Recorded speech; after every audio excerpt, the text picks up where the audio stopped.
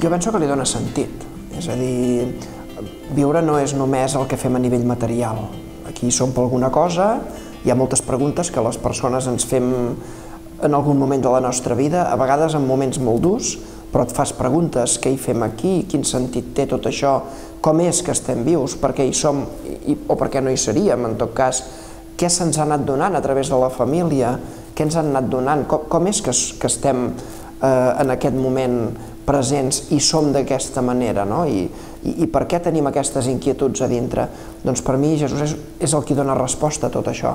Per tant, d'alguna manera, tot i que hi ha coses que no acabes d'entendre, però d'alguna manera li dona sentit a tot plegat i fa que la teva vida sigui plena, fins i tot en aquells moments en què ho passes malament. Per tant, no només dona sentit, sinó també és algú que acompanya. Ara, no és una cosa demostrable, és una cosa que es fa per experiència.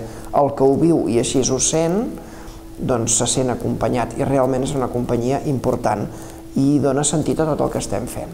Però jo puc entendre que hi hagi persones que això els hi costi, perquè o en fas experiència o no ho vius. Jo mateix he passat alguna època de la meva vida en què estava molt allunyat d'aquestes creences que ara tinc, però precisament va ser en un moment de dificultat en què tot això es va revitalitzar.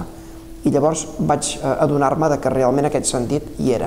No vol dir que sigui fàcil, perquè a vegades costa de fer front a situacions que et trobes, però realment, mica en mica, et va transformant a tu com a persona i et converteix en una cosa millor del que eres.